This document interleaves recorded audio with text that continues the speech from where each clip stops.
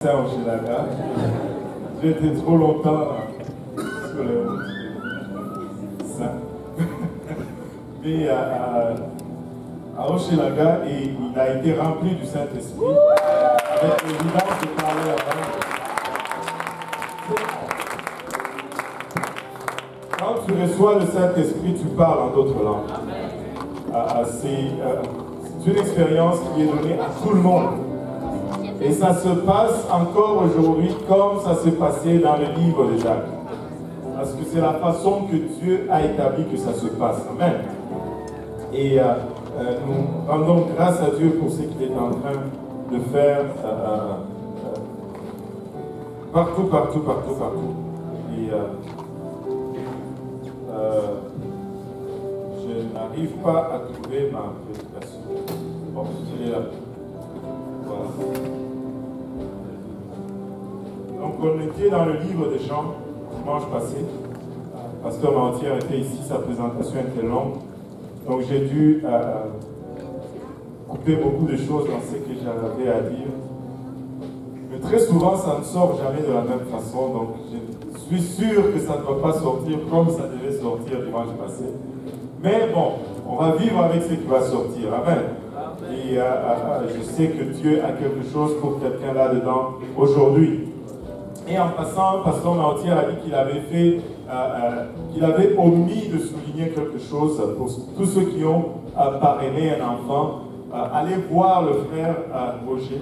Il faut au fait que vous identifiez lesquels des 4 enfants que vous voulez parrainer. Et comme ça, ils vont vous mettre en contact avec l'enfant, vous pouvez correspondre avec l'enfant et des choses comme ça. Donc, si vous avez parrainé un enfant d'Haïti, voyez le frère Roger, comme ça, il va vous sortir votre fiche. On va marquer le nom de l'enfant que vous voulez parrainer. Et comme ça, il y aura une espèce de connexion et de suivi. Amen. Alléluia. Nous aimons le pasteur Mantier. Il fait un travail extraordinaire en Haïti. Et c'est vraiment un homme de Dieu. Alléluia. Jean chapitre 4 aujourd'hui, versets 23 et 24.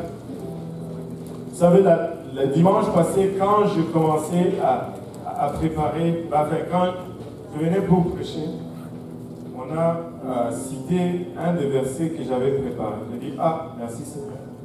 Aujourd'hui encore, avant que je ne rentre, un de mes versets encore a été cité. Je dis, bon, on va y aller.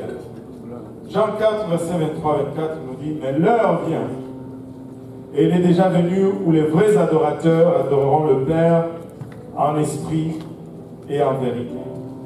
Car ce sont là les adorateurs que le Père demande. Dieu est esprit, et il faut que ceux qui l'adorent l'adorent en esprit et en vérité. Amen. Disons tous ensemble le verset 24. Dieu est esprit, et il faut que ceux qui l'adorent l'adorent en esprit et en vérité. Que tout le monde dise en esprit. En esprit. Que tout le monde dise en vérité. En vérité. Amen. Prions tous ensemble. Père Céleste, nous te remercions encore une fois, Papa, pour ton amour, ta bonté, ta présence parmi nous, Seigneur Jésus-Christ. Or que nous venons, Papa, pour sonder les Écritures, encore une fois, nous voulons reconnaître notre état inadéquat, Seigneur Jésus-Christ, quand vient le temps de percevoir les choses spirituelles. Papa, elles sont folies pour nous, nous ne pouvons pas les recevoir par notre nature, Seigneur, notre nature charnelle. Alléluia, ne nous permet pas de le faire. C'est pourquoi nous avons besoin de ton aide, Seigneur. Aide-moi maintenant, je te prie, Papa, afin que je puisse apporter cet oracle sans crainte, ni faveur, ni hésitation. Et ouais, nous tous ensemble, Papa, que cette parole, source de vie, trouve une place dans nos cœurs, qu'elle y germe, et qu'elle lui produise le fruit, et que ce fruit nous conduise jusque dans la vie éternelle. Et c'est avec action de grâce dans nos cœurs que nous te prions, en disant au nom de Jésus, nous disons tous au nom de Jésus. Au nom de Jésus. Juste en vous enseignant, si vous pouvez déposer vos Bibles, battre vos mains pour le Seigneur.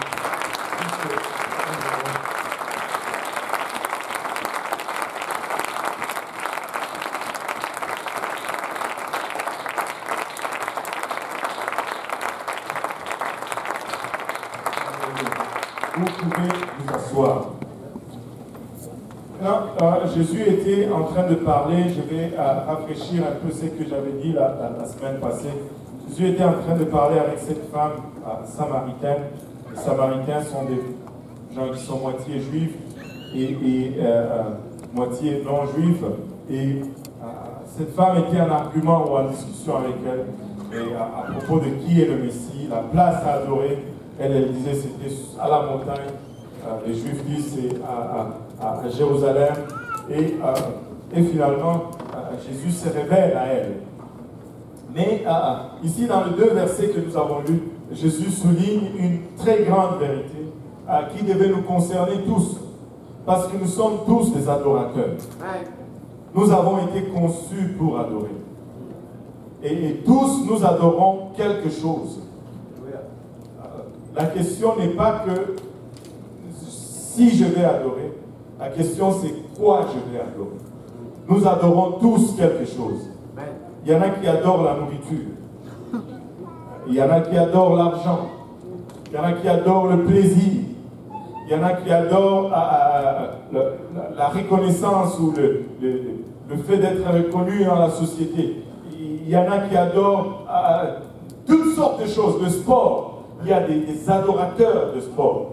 Je ne sais pas si vous avez vu la Coupe du Monde, il y avait des vrais adorateurs.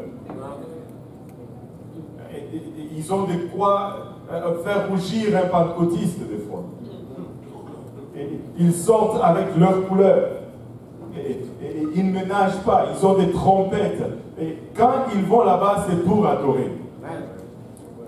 Je ne sais pas qu'est-ce que vous venez faire ici, mais eux, quand ils vont là-bas, ils vont pour adorer. Et ils adorent. Est-ce qu'on a des adorateurs dans ce pays?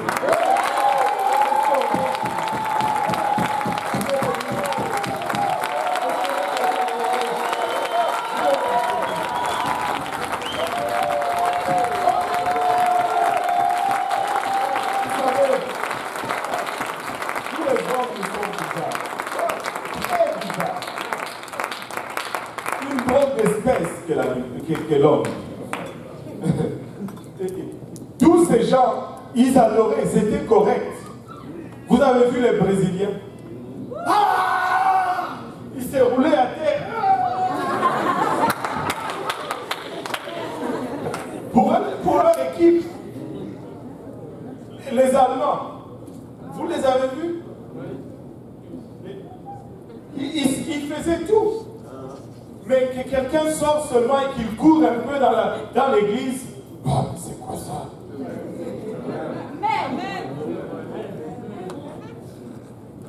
Pardon, laisse-moi adorer mon Dieu.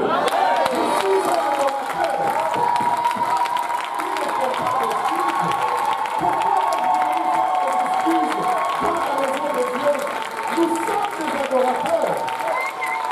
Nous venons au Seigneur pour adorer le Seigneur. Nous ne venons pas au Seigneur pour faire.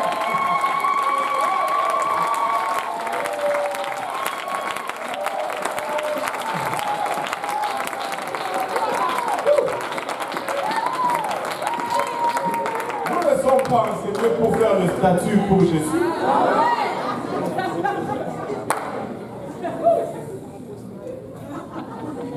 Dignifié.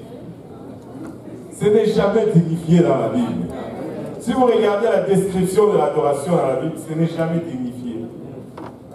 Une fois quelqu'un a adoré comme il faut dans la Bible, on a dit de lui qu'il a fait le fou.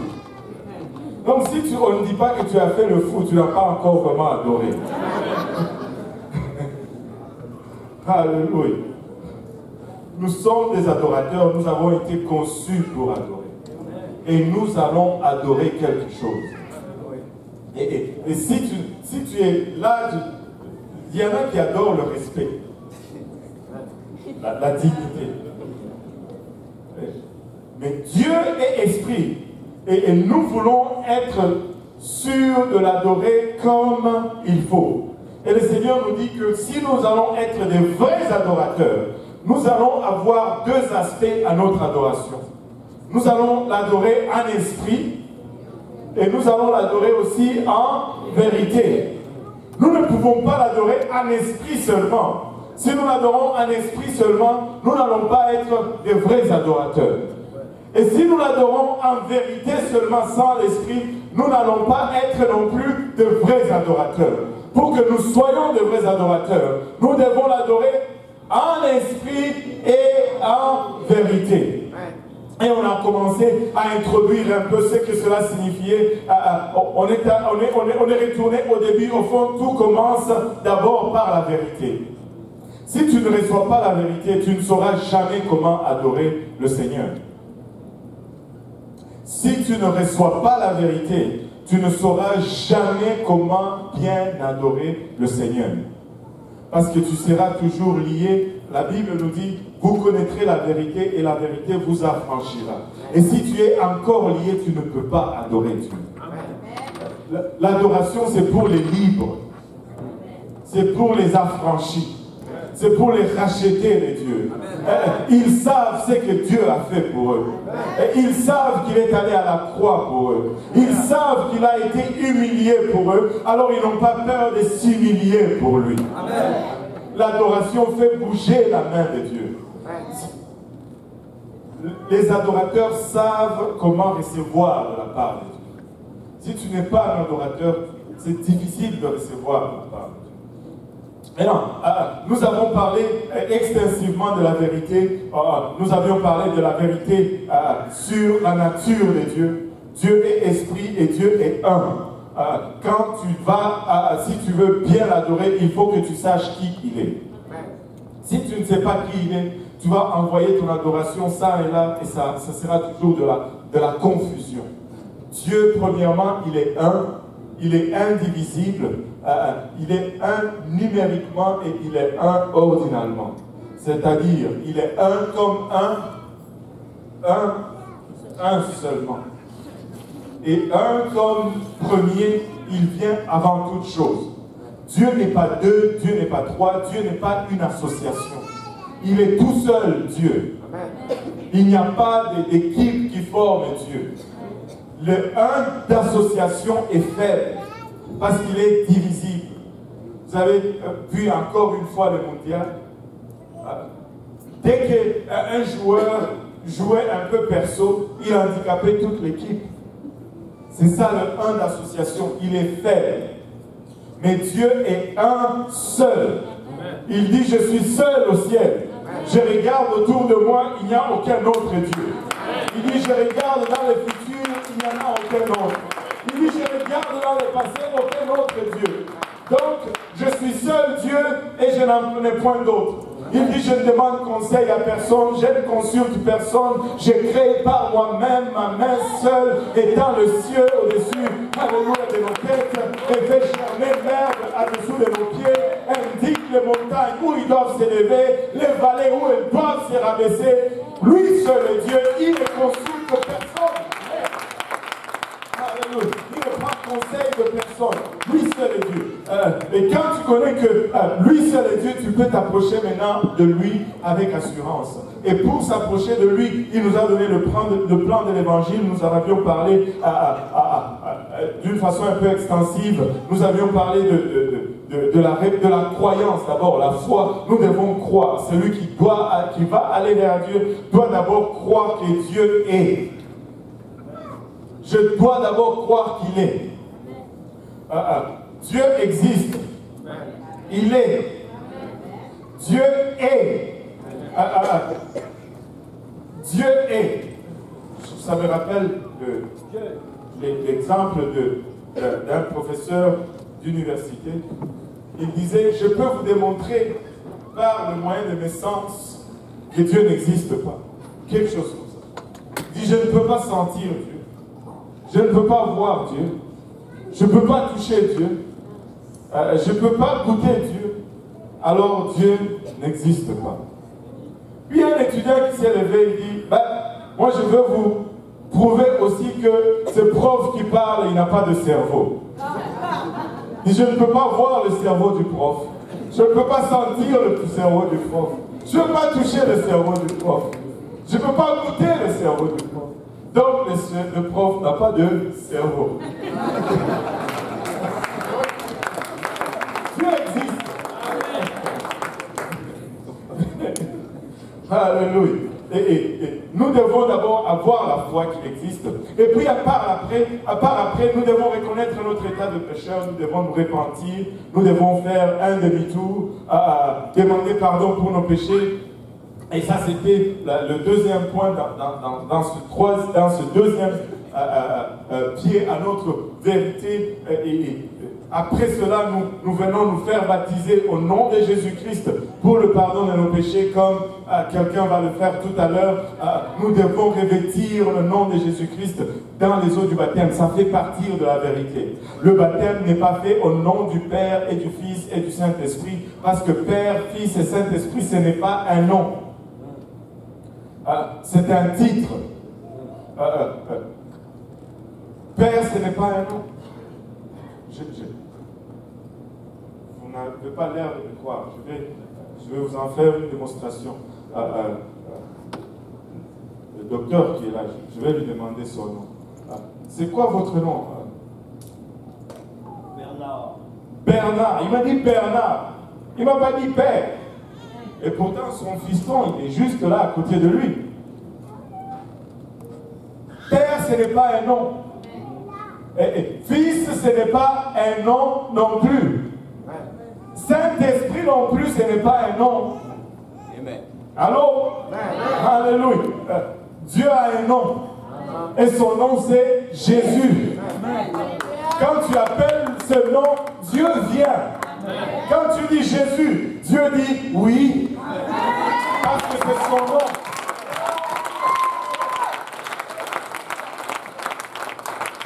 C'est son nom. Si tu as besoin de lui, tu ne vas pas appeler Père, Père.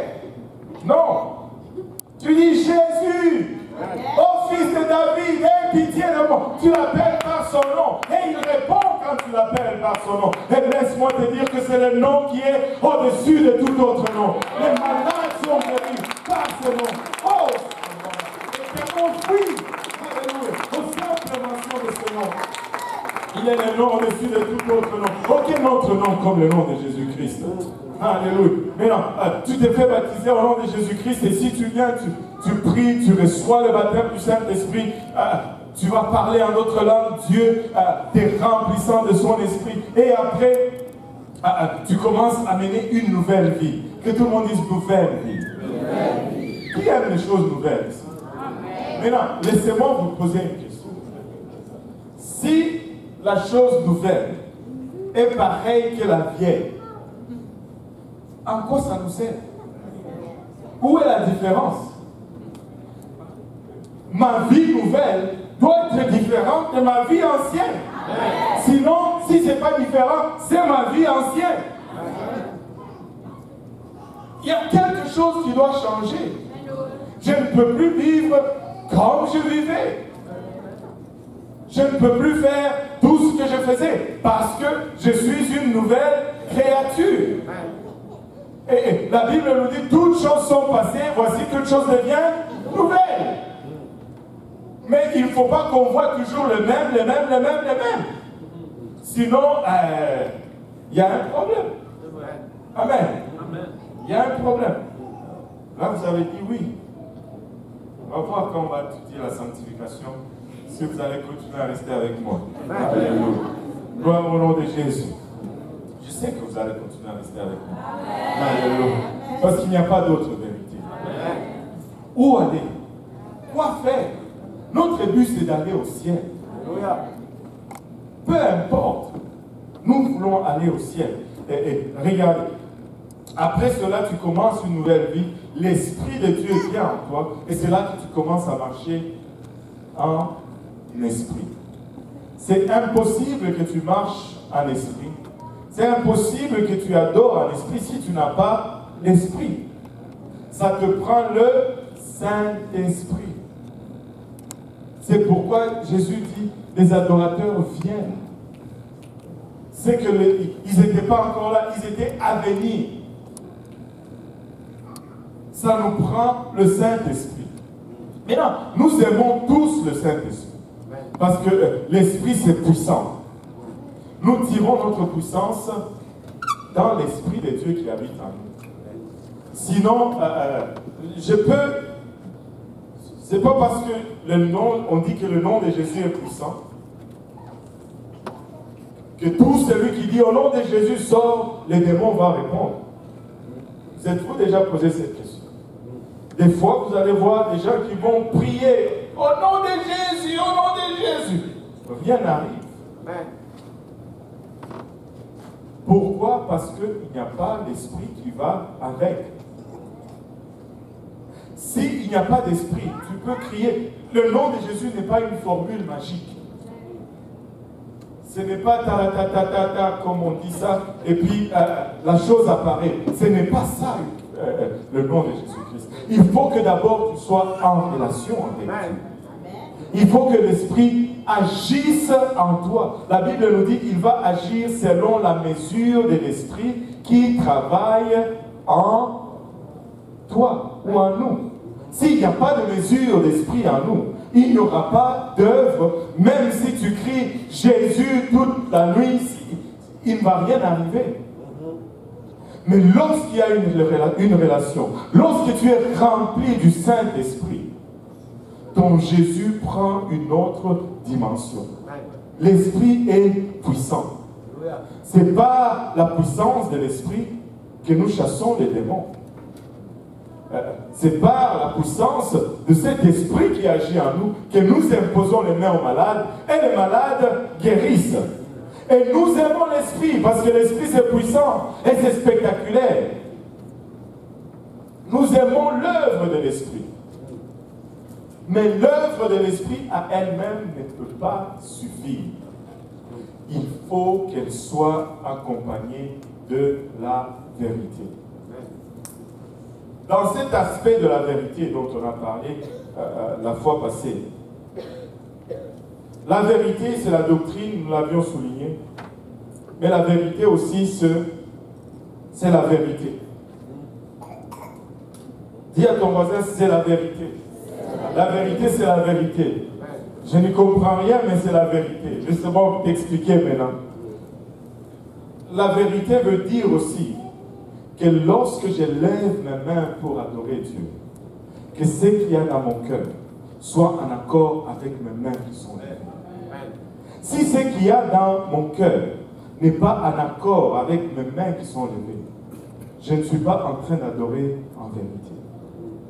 Si je sors d'ici, je vais vivre comme je vivais il y a longtemps, et que je viens ici, alléluia, alléluia, ce n'est pas adorer Dieu en vérité non plus. Si je viens ici, je mets une façade, je cours plus que tout le monde, je transpire, je sors d'ici avec la chemise la plus mouillée, le pantalon le plus mouillé, même mes chaussettes. Mais que je sors dehors et que je ne vis pas selon le standard de la Bible, je ne suis pas en train d'adorer dans la vérité.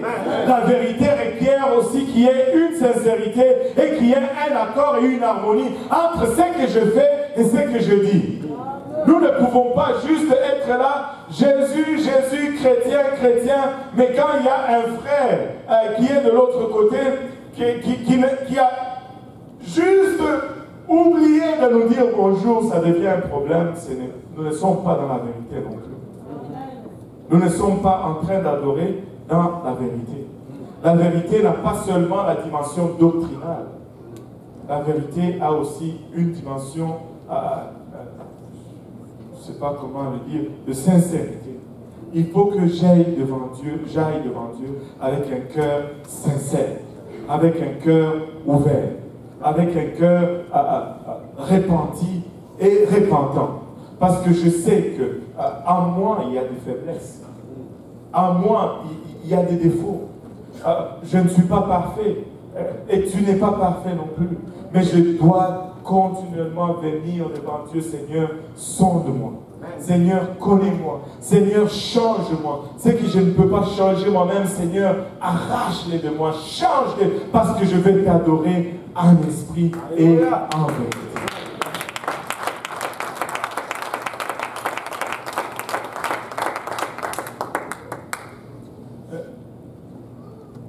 Regardez ceci. Il dit dans le livre de Marc, chapitre 16, versets 17 et 18, il dit, « Voici les miracles qui accompagneront ceux qui auront cru à mon nom. Ils chasseront des démons. Ils parleront de nouvelles langues.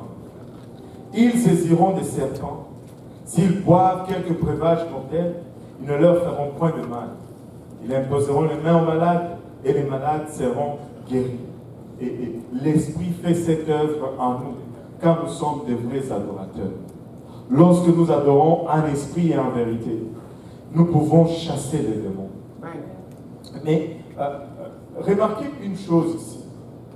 Avez-vous remarqué que c'est dans ces deux mêmes versets qu'on a chasseront les démons, et tout de suite, après chasseront les démons, ils parleront de nouvelles langues. Qui a parlé une nouvelle langue ici lorsqu'il a reçu le Saint-Esprit? Wow.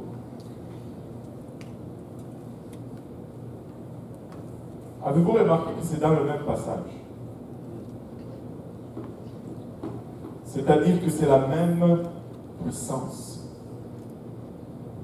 Et ils saisiront des serpents, et cela veut dire accidentellement. Parce qu'il y en a qui vont délibérément relâcher les serpents dans l'église. Et ils vont danser, ils vont prendre les serpents et danser avec. Les serpents vont le mordre et puis ils vont mourir. Ça veut dire accidentellement.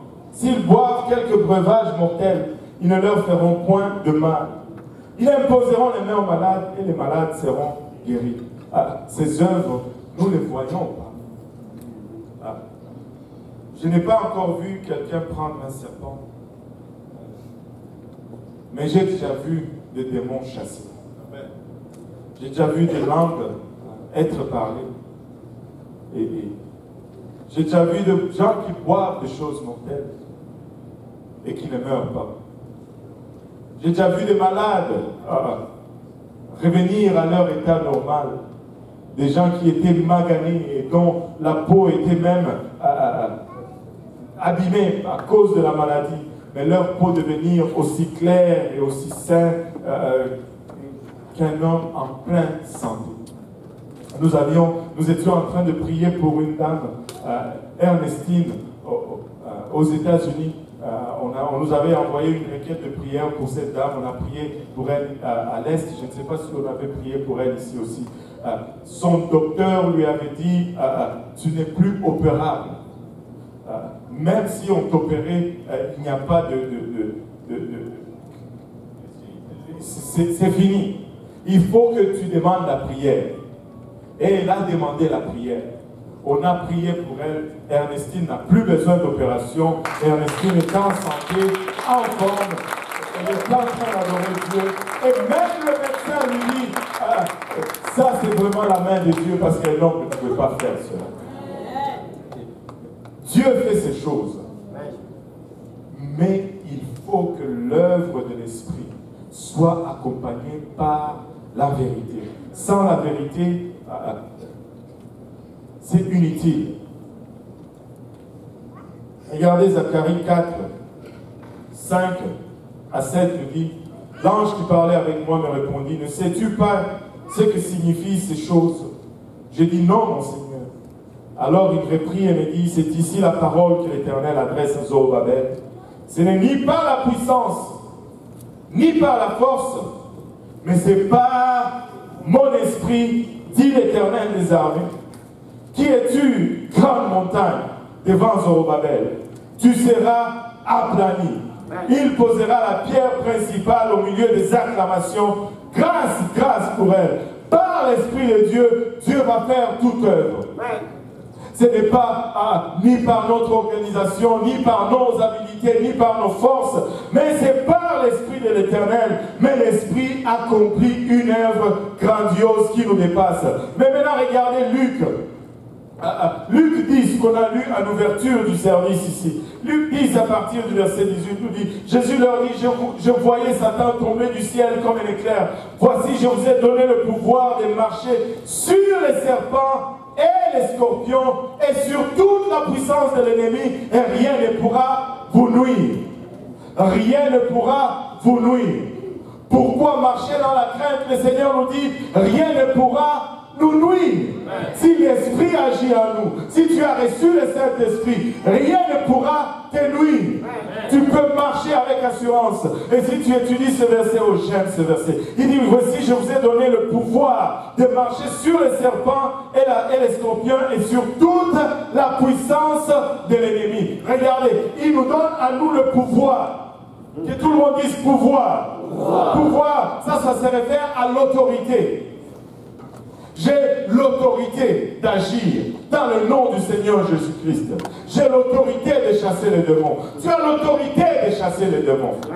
Dans le nom de Jésus-Christ. Il nous a donné le pouvoir. Il nous a accordé l'autorité. La prochaine fois que quelque chose bouge dans ta maison, n'appelle pas pasteur. Tu as le pouvoir. Tu as le pouvoir. Amen. Amen. Maintenant, regardez par la suite, de marcher sur les serpents et les scorpions. C'est juste un pouvoir, mais plusieurs serpents et plusieurs scorpions. Et le diable en fait toujours en grande quantité. Pourquoi? Parce que ce n'est pas toujours efficace. Avez-vous vu Moïse? Je ne sais pas, je vous avais déjà parlé de cela. Quand il est allé devant Pharaon, il a jeté son bâton, c'est devenu combien? Et quand Pharaon a jeté son bâton, c'est devenu combien? Plusieurs serpents. Un seul serpent pour Dieu, mais plusieurs serpents pour le diable. Il va toujours en faire plus. Mais avez-vous remarqué avec Moïse? Le seul serpent de Moïse a avalé tout. N'ayez pas peur. N'ayez pas peur. Amen. Dis, j'ai la puissance. J'ai l'autorité. J'ai le pouvoir. Alléluia. Parle un peu foi. Parle un peu autorité. Dis encore, j'ai le pouvoir. Sur les serpents. Et sur les scorpions. Et sur toute la puissance de l'ennemi. Sur toute la puissance. Regardez maintenant le choix de vos puissances de l'ennemi. Il y a une différence entre pouvoir et puissance.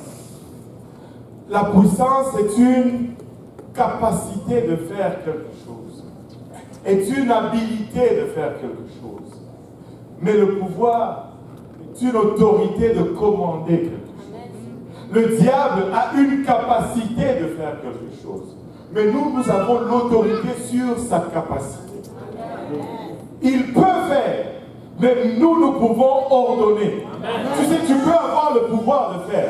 Mais si celui qui a l'autorité dit arrête, tu arrêtes. Amen. Amen. Amen.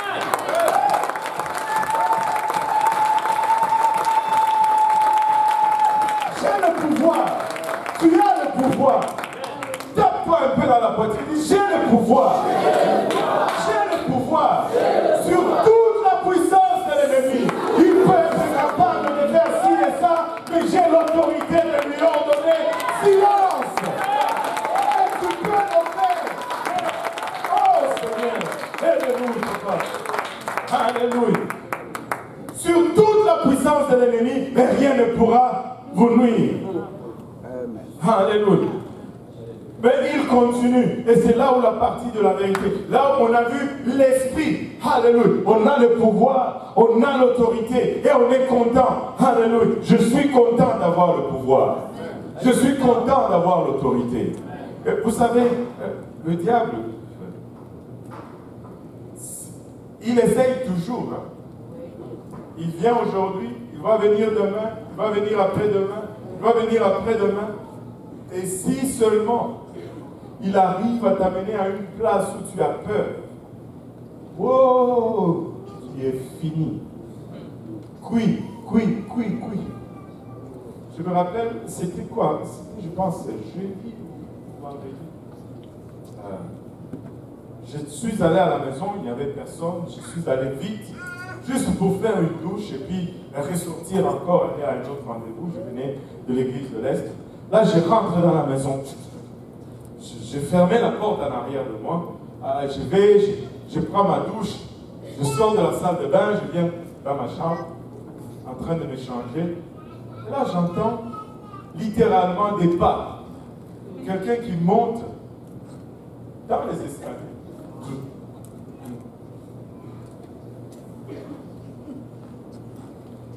J'avais deux choix.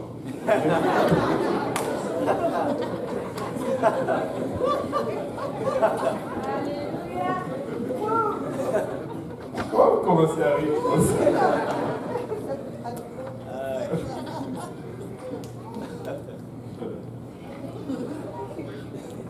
J'avais deux choix. Ou exprimer la crainte de dire, Seigneur Jésus, ici, moi je pense que c'est ma femme, je suis pris et voilà, je ne sais pas quel monstre ou quel démon ou quoi que ce soit. Ou bien l'autre choix, c'était de me rappeler que le 29 novembre 1999, j'étais baptisé dans ces eaux au nom de Jésus-Christ pour le pardon de mes péchés et que je porte le nom puissant de Jésus-Christ. Au fait, je suis un prince. Et un prince, ça n'a pas peur.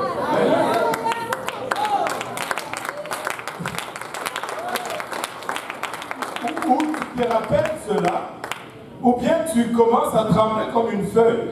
Ben, je me suis rappelé que j'étais un prince. Et j'ai dit, bon, fais ce que tu as à faire, mais moi, je n'ai pas le temps à discuter avec toi. Je dois partir, j'ai un rendez-vous. Je me suis habillé. Et puis, quand je suis sorti dans les escaliers de moi, il n'y avait personne. Il n'y avait personne. Je pouvais être là. Il n'y avait personne. Je suis allé. Aujourd'hui, je suis là encore en vie. Et je prêche la parole de Dieu.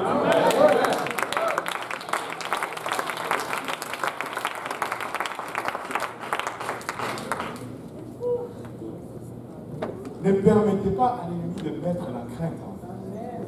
Parce que l'esprit ne peut pas œuvrer dans la crainte. L'esprit ne peut pas œuvrer dans la crainte. Pour chaque chose, panique. Pour chaque chose, panique. Si vous aviez autant de $1 que le nombre de fois que vous avez peur, vous seriez déjà millionnaire. Déjà multimillionnaire. Et là, on se retrouve toujours... Non, je refuse. J'ai le pouvoir. Dis, j'ai le pouvoir. J'ai le pouvoir sur la puissance de l'ennemi. Mais cependant, tout le monde dit cependant. Il dit cependant, au verset 20, ne vous réjouissez pas de ce que les esprits vous sont soumis, mais réjouissez-vous de ce que vos noms sont écrits dans les cieux. Écoutez, quand ton nom est marqué dans les cieux, ton nom est connu aussi en enfer.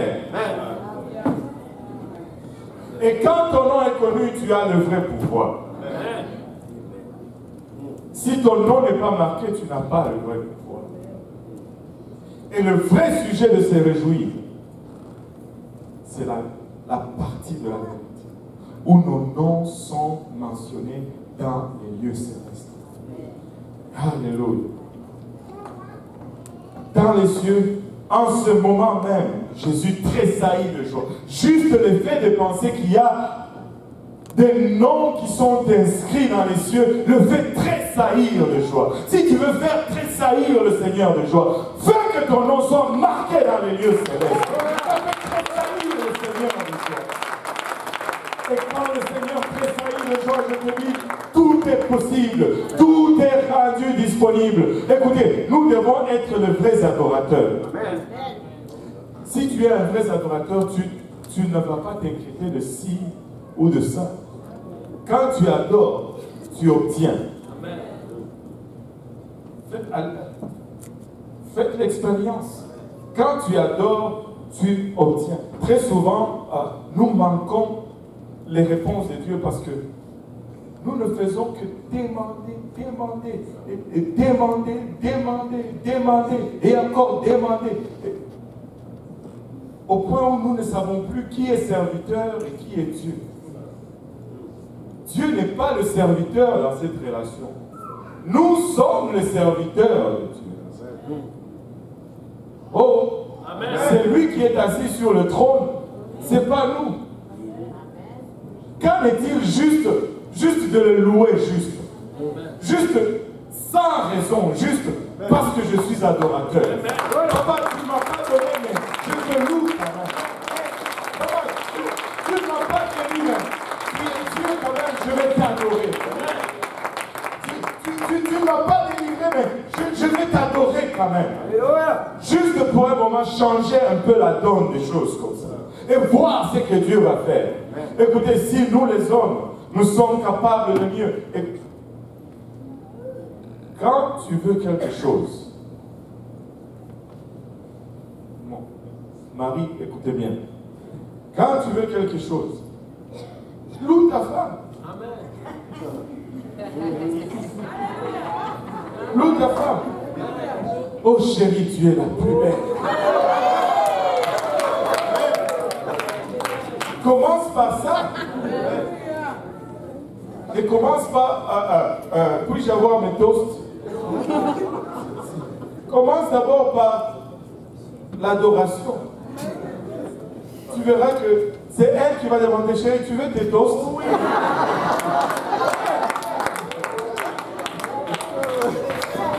Si nous les hommes qui sommes faits à l'image de Dieu, nous réagissons à l'adoration. Nous réagissons à l'adoration. Nous réagissons à l'adoration. Oh,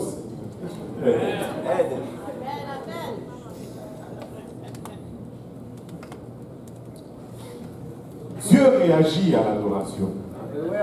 Quand on adore Dieu, il ne peut pas rester caché.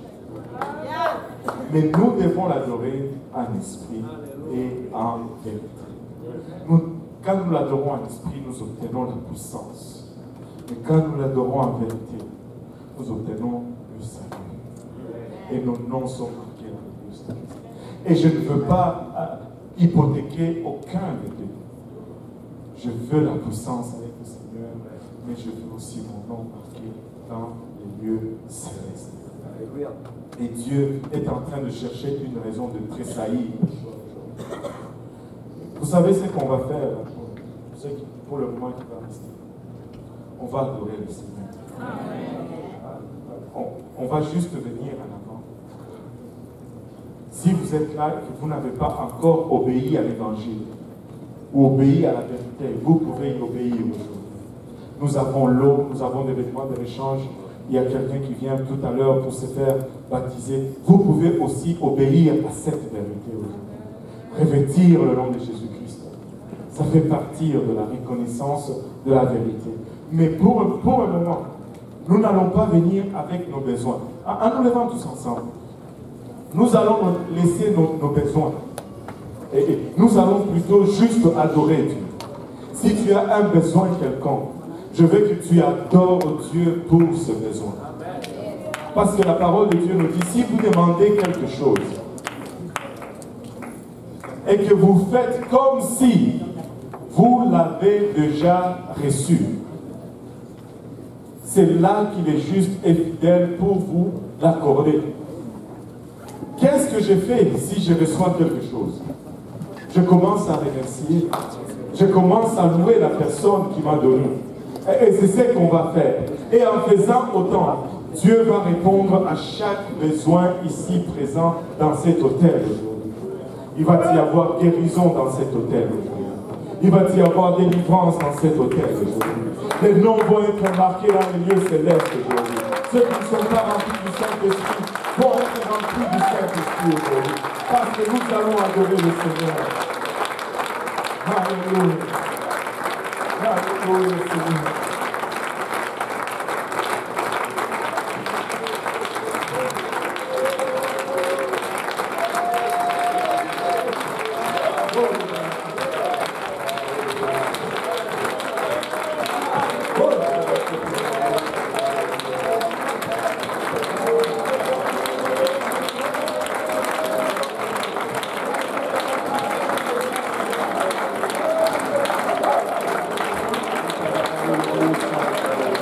Alléluia, Seigneur.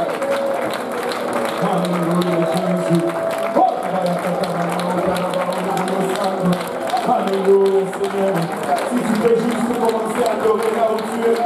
tu ne sais pas comment adorer Dieu, tu peux juste commencer à dire Alléluia.